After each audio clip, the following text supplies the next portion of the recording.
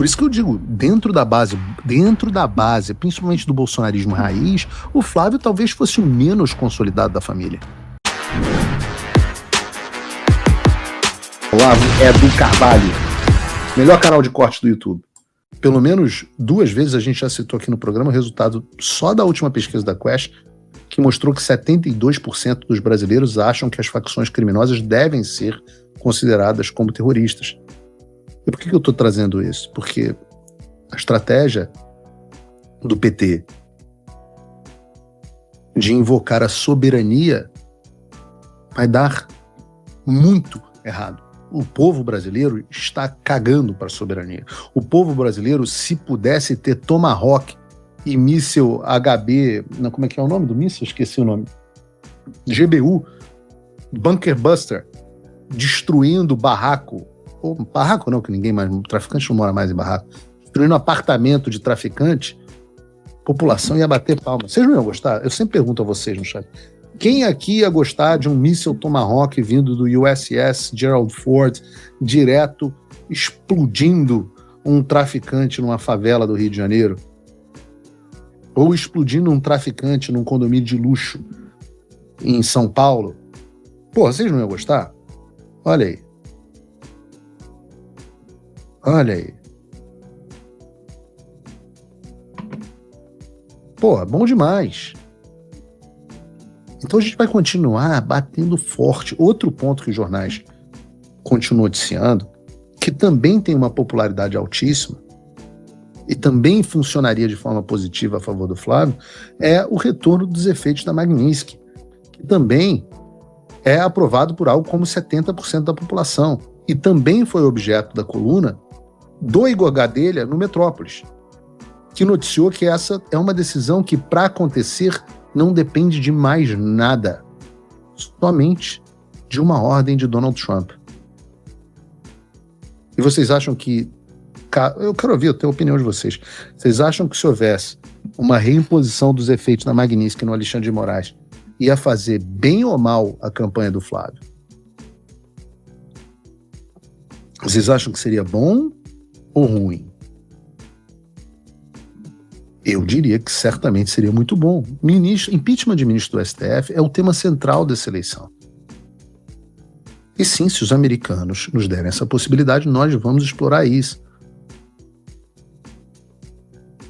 Então, sim, essa pauta, eu lamento dizer, não estou preocupado com a pauta de interferência americana e entreguismo.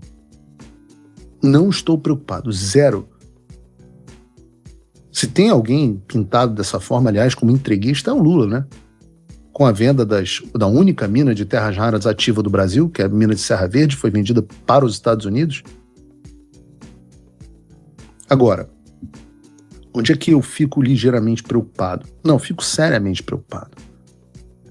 Fico preocupado com a história de pintar o Flávio como parte de um sistema. Isso é mais preocupante. Porque a gente viu um crescimento muito rápido do Flávio, que consolidou a base bolsonarista junto a ele, digamos ali que tinham 35%, 40% dos votos, e, ao mesmo tempo, o Flávio conseguiu diminuir um pouco a rejeição entre outros grupos, basicamente sendo ele mesmo. E quem é o Flávio? O Flávio é uma pessoa polida, é um cara gente boa, é um cara dócil, é um cara agradável, é um cara educado. Só que esse crescimento vertiginoso nos trouxe alguns problemas, que é o fato da campanha do Flávio começar a descansar nos próprios louros e achar que vai ganhar o jogo jogando parado. Eu alertei sobre isso em alguns programas, sobre essa preocupação com o clima de já ganhou, e reforço esse alerta. Fala pessoal, tá gostando desse vídeo? Não esqueça de deixar o seu like e se inscrever no canal Olavo Edu Carvalho para receber notícias quentíssimas todos os dias. Isso ajuda demais o nosso trabalho e o YouTube irá recomendar para mais pessoas. Porque agora que o Flávio lidera, começam a chegar as pessoas atrasadas, que não acreditavam na candidatura do Flávio, as pessoas que diziam que ele era um inviável, que agora estão dando pitaco. E o problema, às vezes, pitaco com sucesso na estratégia da campanha. Então você vê, pega só por exemplo, só porque a gente citou no programa de hoje. Pega o Ciro Nogueira. Tentou sabotar a candidatura desde o início, rotulou o Flávio como inviável. Agora aparece dizendo que o Flávio tem tudo para ganhar a eleição e dando conselhos. Quais conselhos? Não se aproximar, não falar do STF, não se aproximar da extrema-direita, dizendo que é difícil jogar o escândalo do Master no colo do Lula. São as mesmas pessoas, por exemplo, que acham que o Flávio deve ficar quieto e não falar sobre o Supremo Tribunal Federal. Só que em política não existe vácuo. E quem tem se aproveitado e dominado esse discurso é o Zema. O mesmo Zema que, para deixar claro aqui, passou 8 anos calado sobre o STF. Hoje, nesse momento, ele assumiu um protagonismo no assunto que talvez seja o principal assunto das eleições nesse ano. Vai ser o suficiente para tirar votos do Flávio? Não sei, espero que não. Hoje teve um Atlas Intel, mostrou o Flávio estagnado, o Lula com um pequeno crescimento. A gente vai ver os próximos levantamentos. Mas a pior coisa que pode acontecer para o Flávio Bolsonaro, o calcanhar de Aquiles dessa campanha, é o Flávio achar que o voto da base dele está garantido.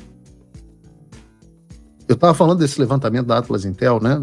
O levantamento foi feito entre os dias 22 e 27 de abril desse mês, ou seja, terminou ontem. O Flávio está à frente do Lula no segundo turno com 0,3 pontos percentuais. Eu trago essa pesquisa porque a Atlas Intel... Não, eu não acredito em pesquisa. Deixa eu te falar, a Atlas Intel tem previsto resultados eleitorais pelo mundo com uma precisão assustadora. Para vocês terem ideia, na Hungria, vocês sabem qual foi a margem de erro da Atlas Intel lá? Agora, nessa eleição da Hungria? 0.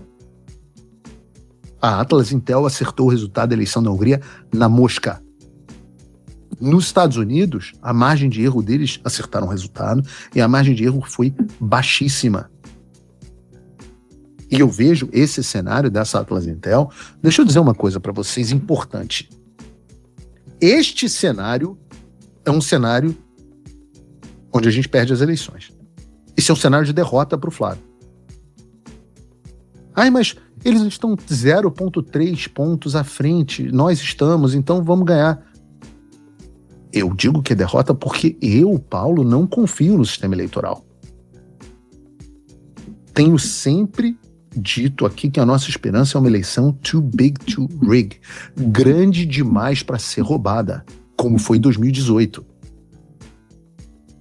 Essa vantagem não nos permite vitória e posse do Flávio. E não tem nada garantido. Essa estratégia de jogar parado, pacificar, amo todo mundo, não tenho posição nenhuma, isso vai dar muito errado.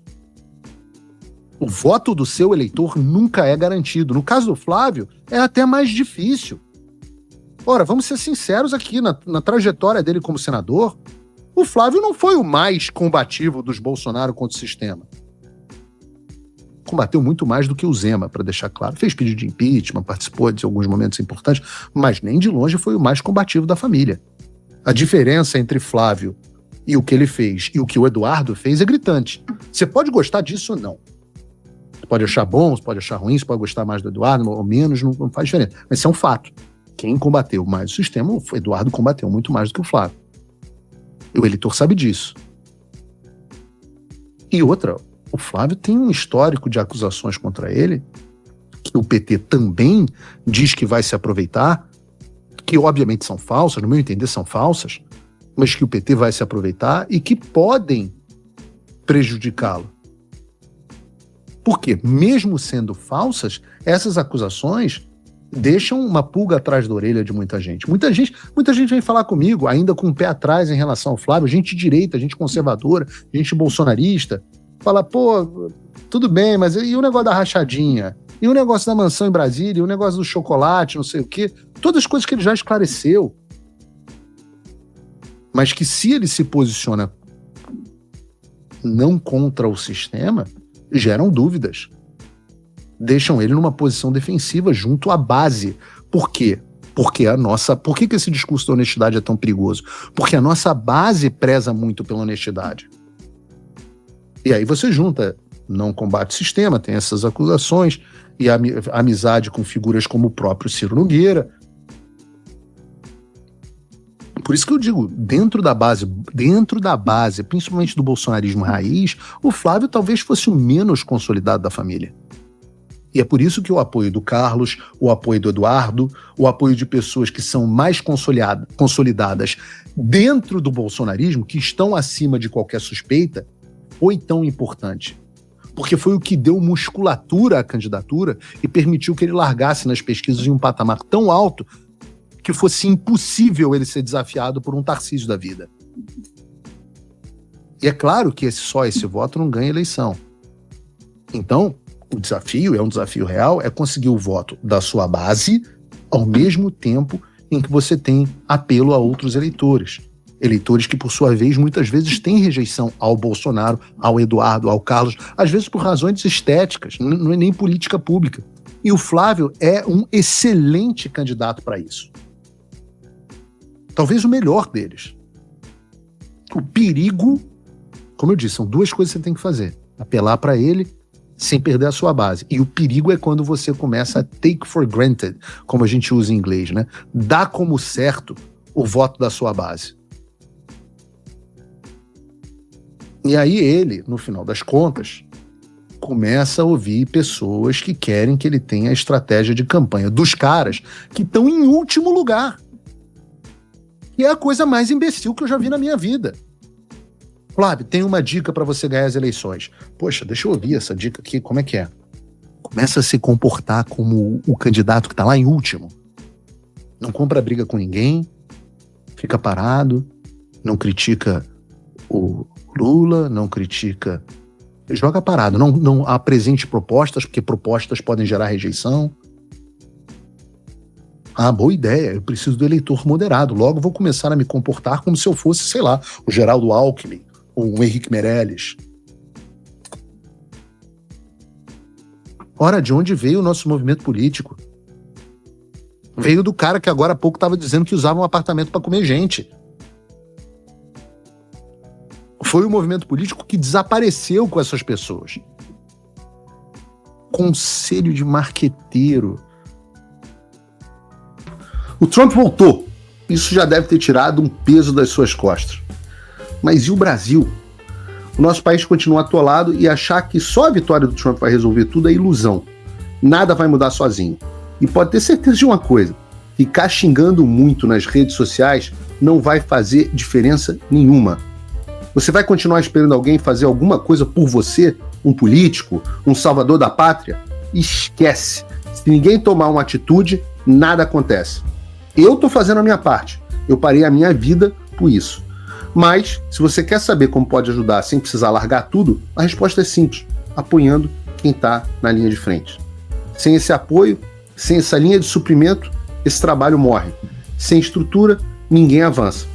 Então acessa www.paulofigueiredoshow.com/apoie e com $5 por mês você pode fazer parte disso. Se puder mais, eu recomendo, seja um patrono Gold e participe ativamente no grupo que me ajuda a pautar esse debate.